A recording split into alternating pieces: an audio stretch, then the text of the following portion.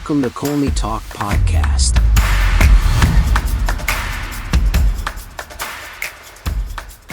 Hello everyone, hope you're doing well. Welcome to another exciting episode of Colney Talk Podcast, your bite-sized breakdown show. I'm your host Alex. First-time listeners, glad to have you here.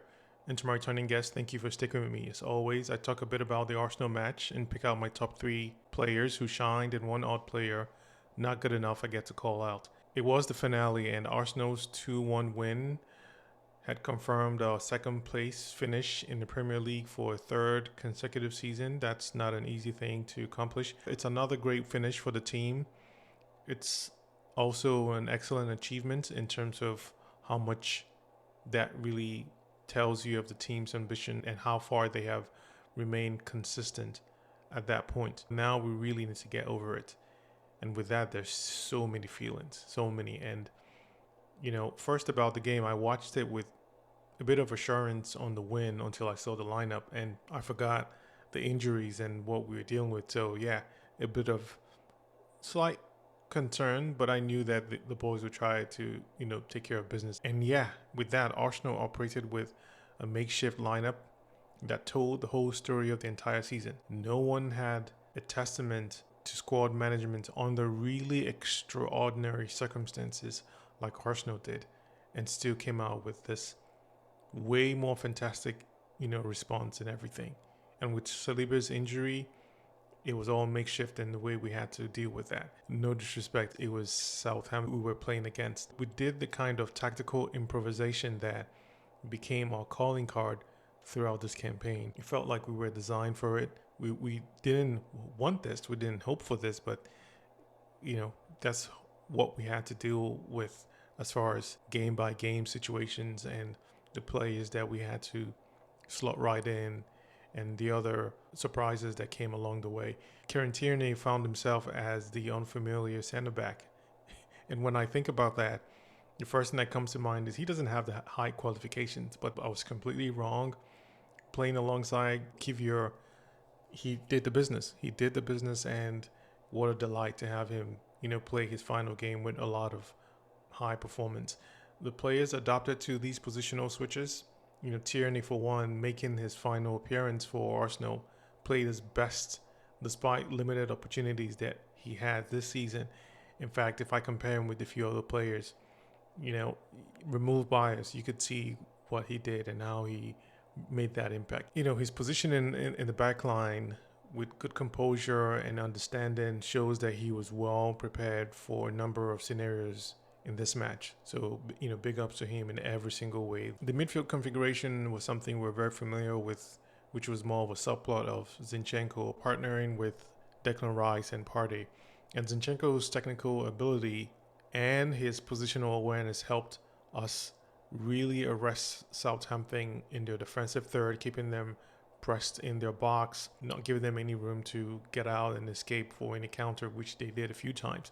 We contained them very well for a long period of time in the first half until we got to the situations that we have suffered a lot as far as clinical finishes or situations that would give us room to react and reposition ourselves from a defensive situation. So all we had to do from those kinds of poor execution on that was, reacting to their counters because they had the pace. I didn't see that from them, but we managed to deal with that as much as we could. Although the effects of that gave us a little bit of caution, when we would scramble back against their run-ins and getting out the breaks, it would be more of who are the quicker players in our side to help stop things. And first it was Tierney and getting the rest out in front to stop any of those attempts that Southampton had in the first half. And in terms of our attack, Mikel Merino really possessed that aerial threat, and he was just that because twice he came close to opening the scoring with headers, and he tested both the goalkeeper and the woodwork. So, it was there and it was needed. The front line selection, though, it's Sterling's last attempt, and his inclusion in the final match, I think it was either expected or, what he should have gotten. And yes, it did bring pace to wide areas. I was looking to Sterling for meaningful contributions with Ethan Waneri. like I said, I was hoping. So I guess we got our money's worth in that regard. Martinelli was the chaos factor with the types of running that Southampton's defense had to respect. It forced them to defend deeper than they might have preferred, and it sure did show itself because Martinelli had chances. He had the room to operate, he had that window to make that impact, and yeah, it was very evident. This first half, Arsenal's opening goal was all about creating as much danger from all angles. Yes, Martinelli was there to cause that chaos, give them a lot of instability and disrupt them. We could and should have scored earlier. This was a fact. Close chances, hitting the woodwork, or unlucky bounces that didn't go our way, and that's what we're dealing with. But nothing crazy, I think.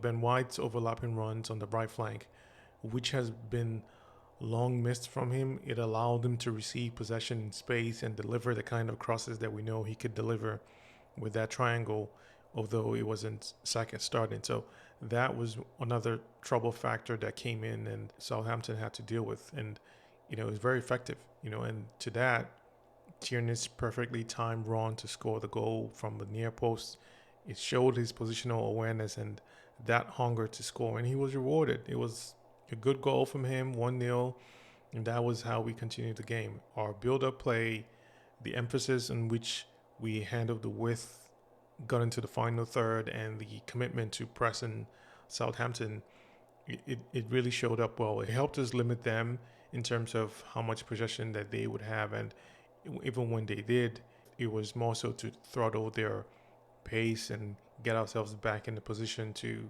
disrupt any more of their attempts for like killer moves. And when we did, it was lack of clinical impact and things that we could have done. And in terms of our attacking, I was okay with the number of shots that we tried to create, the times that we got into the box and making those goal attempts. I feel like we did okay and we could have done a few more. It was, I guess, the expected outcome when we would build up and make those few combinations, and those would be the results. Could have been a bit more shots that would have tested Ramsdale a few more times, but that was good. That was okay. And again, it was more so the ideal fashion in how we try to do that, and those poor decision making that felt like it overshadowed every other attempts. Even though we dominated possession and we were creating several promising opportunities, the familiar lack of clinical finishing was wary. I mean, Martinelli's one-on-one opportunity against Ramsdale, that represented what we were deficient in as far as clinical finishing, being ruthless when that opportunity came. We just do not possess that. And even the few players that do, we don't have them in a bunch where they overshadow those deficiencies and how much of a gap that there is. So yeah, it's been a reoccurring source of frustration of mine, like many of yours, I'm sure. And we'll speak on it later. So for that, it was clear of how much we missed the other goals that we could have gotten. But going into the break 1-0 up, that was fair, that was fine. And again, less pressure on this game with everything else that we've gotten up to this point. Then for the second half, Southampton pushed a little bit more. Their increased intensity tested our defending. I think we did okay, but again, in my opinion, we played around and paid for it because Southampton's equalizing goal came from a sequence of poor response and decision making. Because if Mikel Merino had handled the ball better while clearing out from a free kick, we wouldn't have conceded from that corner. The goal wasn't necessarily a result of poor individual defending, but rather a consequence of collective Arsenal defensive set piece structure. I think they had the height, they were not properly positioned, or didn't have the communication to get themselves in place. So that was it. So now it was 1-1 at this point. It seemed like we were heading towards a draw in this game, sharing the points. But then when the substitutes came from the bench for us, it gave us the fresh energy and the options we needed to get things done. And the breakthrough for that came from the kind of individual brilliance that Ødegaard has. And it was amazing. The late strike, it's baffling to me because it follows with so many questions. Seeing him do this, and it's, where has this been? Why hasn't he done it a few more times? Why isn't this kind of quality flashed a few more in games when we're losing or when we're winning or whatever? Because it seems one too few many times apart, because for this shot, he simply grabbed possession in dangerous area like he always is within the edge of the box, danced with the ball a few times before he hits it. I mean, it was a great goal. There's no denying that. He got us the win for sure. In other circumstance where I guess there's, players in the back corner because that's the better option. There is Havertz to make those runs or Mourinho in different situations. He has that same quality to make those shots. He can make it less predictable because in those times he would whip the ball and that it will be more or less defended because it's going to be a 50-50 attempt. But when he has the chance to shoot the ball like this, it's something that gives us even a bit more of an option in the box in moments when there will be unexpected attempts from him. So I'm sure you can tell the angst that I have when this happens, and that's the immediate reaction as far as what he can do, what he possesses, and rather than talking just only about that brilliance, it flashes the memories of like, you could have done this in previous matches. You had this, even after you recovered from your injury. Yes, it wasn't 100%, but I just can't let it go because it's something that he had. And whenever he released a shot and did something, it was impactful one way or the other. So that was that. As far as the game goes, when Southampton increased aggression in terms of creating opportunities for quick transitions, our defensive discipline prevented them from generating as much sustained pressure, or they couldn't even do that because they knew the amount of exposure they had or the lack of quality that would keep it in rotation for them. And for us, the fresh legs came to counter that, and it allowed us more on the attacking side because Saka, Havertz, and Ødegaard, that was enough to do the needful. That was enough to have them, retreat and make sure that they had the spaces well preserved. And, it gave us room to run down the clock. Although, yes, Ødegaard scored at the very, 90th minute of the game. It was something that they had to ensure they wouldn't lose sight of. The nuances in the second half approach was more about game management with a few chances to close out the game, even though we struggled with that. And as far as us controlling the tempo of the game, that was where we knew that we could get something in our favor. Building up accelerated play, maintaining the defensive shape even as we were going forward, and, taking out any kinds of threatening options when Southampton were on top of it. So I don't think it was overwhelming in the pressure that they gave us when we were there and how they tried to come at us, nor was our game flow as smooth. So balance, not really, but wasn't something that was an overwhelming challenge for the team. So because as soon as the subs came on, the superiority was immediate, especially on transitions and driving up for Arsenal. And the only one area we suffered mostly was when we got to the box and getting to have some clinical responses or decision making. That was it. Final whistle for the season. We won the game, and we kept the winning streak alive to wrap the season. So that was another achievement. And finally, congrats to David Raya on back-to-back Golden Glove Award. That is not an easy thing to do. That is not expected from him, from this team, on the defensive side at that. So a lot of big shout out to him. Fully deserved. Shared award or not, he definitely earns it. All right, now on to my top 3 Arsenal stand-up players in the match. First player, Kieran Tierney.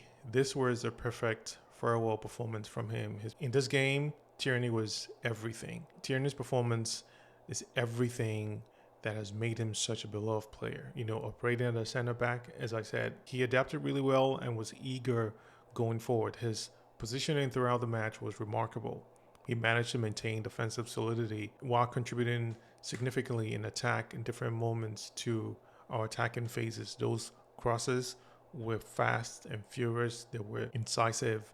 And when he was there, he was hoping to do something. I think that intent to score was on his mark, and he definitely did. His goal from a perfectly timed run and finish was the highlight for me. I mean, his a movement to arrive at the near post and understanding the space that Ben White's cross was coming through. That was brilliant. I mean, the finish itself, composed, decisive, that was expected from him and how he responded to it. And you can see in his celebration for him what it meant. He spoke it and manifested, and yeah, he definitely was rewarded. Beyond the goal, though, Tierney's defensive work rate showcased his versatility. His communication with Kivior helped establish such a defensive partnership that nullified Southampton's pace, the threat, particularly in the first half, because we had to adjust and figure out how they were going to play us. Tierney's performance also highlighted his mental resilience after a tough season. First, he was not playing as much. He had a lot of injuries to deal with. His fitness level has been a very heavy one, even before the season started. But he has maintained this outlook, this positive outlook, and I think it should be the professional standards anyone should emulate, much less Arsenal players. So great for him, good response, and good luck to him and all the best as he moves forward. Second player, Ben White. Ben White's contribution was good. He created constant problems for Southampton's defensive structure through his overlapping runs and overloads on the right, especially from the midfield side, was a lot. He made them stay poised and, on point with what he could do. The assist for Tierney's goal seemed to be his objective because the way he was running down that right flank and the subsequent cross, it required precise timing and execution. I'm sure it was so pleasing to Ben White as well, who, if you probably could imagine, he leaned on Tierney during his own recovery early in the season because he's a player that's gone through it before. He's one that knows naturally and how to get these players in the right mindset. They know how to bond in several ways, and it's only right that that's how they would connect on that level. So knowing that it was Ben White that made that assist, definitely a beautiful story there. And for Ben White, his defensive work, it wasn't as bad. Just had to deal with the pace from Southampton's counter. His positioning during the attack, was, often challenged a few times, but he had the presence to be the overlapping opposite Sterling in different plays that they were trying to build up. So it in some ways disrupted their rhythm. It limited Southampton and what they wanted to do as far as having the ability to create clear-cut opportunities. Ben White's defensive reliability also allowed Ethan to take in more risk in terms of the attacking phase. But Ethan Waneri has a lot to do when it comes to having some more defensive contributions. But Ben White alone was able to handle that for the most part. And it was more of a safe play at some point when they had the trend in scoring in the second half, but he was able to withstand all that pressure, and he managed it really well. So I thought he was good. Third and final player, Martinelli. As I said, he was a chaos factor in the game. He played really well. He should have been in the score sheet. He did all the right things you could expect from him. He did everything and then some. But what I talked about on the clinical finishing, 2 big chances. Everything to what he possesses is amazing. But when it counts, that's when it falls short. And that's exactly what this game was about from him. His movement throughout the match, creating constant problems, disrupting the defensive line, his pace, his direct run-in was too much to handle. It really was. Even when Southampton pressed us, they were exposed behind, and Martinelli had the room to feast. He had acres of space to operate. He had that confidence in making those runs. His link-up play with Zinchenko and Tierney was the dominant part of the scoring play attempts throughout the match. He took on defenders, as he does, and that allowed Zinchenko to operate on top of the box and make sure that there wasn't an outlet for them to recycle and sort of bust out of the containments that we had. So all that had to do with his presence. His work rate was good. Also contributing from the front line, Martinelli helped us maintain the pressing triggers, and that was great. This also stopped Southampton from building longer attacking momentum because they knew that one little breakout moment they would be struggling, which it did happen, but we didn't convert that into our own fortunes. But overall, good play from him, and there's definitely a lot we can appreciate. No odd player to call out, but Raheem Sterling, man. I mean, this was his last chance to make a meaningful impression, and while his performance didn't reach the heights that I would have expected, this was his audition for what comes next for him. But I don't know. I would say it's rather unfortunate. Again, I'll leave it as we got what we paid for, and that's that. That's just it. But before I leave, I wanted to share my thoughts on this season because we've gone through several highs and lows, a lot of lows, a lot of uncertainties. But I want to start from a place of utmost admiration and support for this team because it's been an extraordinary feat for the boys and coaches for what they've dealt with, what they've gone through, how they've adapted. We've seen evidently how other teams could not cope. The second place spot is surely the unlikely position given the circumstances that unfolded throughout the campaign. The injury crisis alone, that decimated the squad's core, the players that could have done a whole lot more, and it created challenges that there's no amount of tactical preparation could fully address. I mean, think about it. Losing Saka, Ødegaard, Big Gabby, Jesus, Havertz, and Saliba. I mean, not all in the same time, but in several stretches. Like, these players were so crucial to our success. I mean, I would say we achieved a certain level of success, but not tangible enough to represent in the way that meets our ambition. Not even close. But the season highlighted both the strengths and limitations of Arsenal's squad construction's approach. You know, while the first 11 demonstrated their elite level to compete with any team, the depth behind those players, it killed us and it cracked the ground open and it really made us suffer. I mean, and even the lone signings, Raheem Sterling, I mean, it failed to prove any kind of impact that might have been helpful in moments. It's not just him, but it's just the entire outlook, the impact, the influence, how it could have transitioned to other players. If it was not going to be Raheem Sterling, how much would he have impacted another player like Ethan Waneri, which seeing it up close and personal where he is taking on the mentorship role, making him do several things that he can't do himself.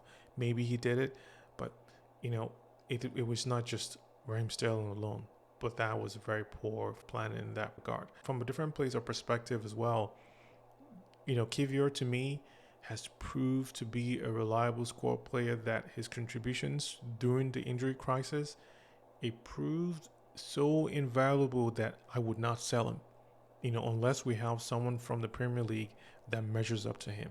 That's just it, because for it to make sense, it has to be an impactful player, direct replacement that has superior quality, and I don't know, I'm yet to see that because, you know, what he did, his performance, it suggests that previous considerations of his sale were very reasonable in what we need to do. But now it's flipped for me because we would have been further weakened had he not been there. Not saying we're going to sell him during the season, but imagine if it wasn't Kivior. Imagine if he never existed and we said, okay, maybe we sent him on a loan or something. We would not have been second place for sure. It would have been something much more worse. So instead, to me, he's a valuable player in terms of our squad depth that I'm talking about. That's what he represents, and he should be that. The breakthrough of Miles Lewis-Skelly represents one of the season's unexpected positives because his integration to the first team setup, it provided solutions that we couldn't account for. It was never anticipated, and it was something that was fully grabbed. It was a lot. His development, his contributions, it did highlight the value of Arsenal's academy system and the importance of investing even more. His emergence for this team this season is higher in terms of how critical it was than that of Kivior, based on the timing and the solutions that we needed. And he provided that without much of a blink. He became our tactical flexibility without even thinking twice. And for a player that young and the responsibility that he took on, that was simply special. David Raya's consistency between the posts throughout the entire campaign as well, it was remarkable. The ability to maintain high standards without anything happening to him was such a huge risk. You know, his sharing of the Golden Glove Award, that reflects his consistent excellence throughout the season. But he didn't have much of a break. He barely had any break. Now we need proper backup to give him that needed rest, because if we want to stay on top, we need the sharpest at the best when they get the rest and have everything going for them, because we have everything on the line. The experiences of this season have provided clear lessons about the level of squad depth for us to compete at the highest level. I mean, we have been there 3 years in a row. Arsenal's position as a consistent contenders is what we need. It means that the margin of error for now is no longer anything below what it is now. There's no more margins of error in terms of transfer decisions, because that has continued to diminish significantly. This current recruitment season must prioritize with immediate impact players over potential development or players that we think as a team would just bring in and just kind of add as someone that would be potential impact, because we can no longer afford the hopes of a signing of a player who has done something in the past that we're not really sure about, taking such a risk on. I mean, that's not it for me, because for players that we need right now, there are signings that are very high qualifiable players that can jump in as a starting 11 without any questions. And, those are going to extend to different roles that we know for now and what has reflected with the injuries we've had. I mean, the emphasis must shift from marquee signings designed to generate excitement towards squad building and address specific weaknesses. That's not for me. I mean, the days of compromising on profile or accepting potential over proven ability, that must end now, because Arsenal are to take the next step. And now it's more about regular trophy competition, and every position right now requires depth that can seamlessly integrate into what we're planning for without hesitation, without any kinds of extra thoughts, because now we don't have any room for that. Even from a defensive standpoint, that unit requires particular, attention. The reliance on a small number of key players. Can you imagine the back four are out, and we still had to do a makeshift throughout the season? That cannot be an excuse again. We cannot allow this again. Arsenal's journey this season has demonstrated the club's evolution into genuine contenders. We've gotten there. Great. Now we want more, because that's what's expected. And to highlight the areas where we need further development, it's essential. The foundation for sustained success has been established, but no longer do we have any more room to be a would-be. We just have to go all in and stay there, and there are no excuses. So I look forward to that. And with that, I would like to thank you all faithful listeners throughout the season. I hope you enjoyed this as much as I did. We'll take a break and we'll be back soon. Until then, I hope you all have a wonderful break. Stay safe, be well, and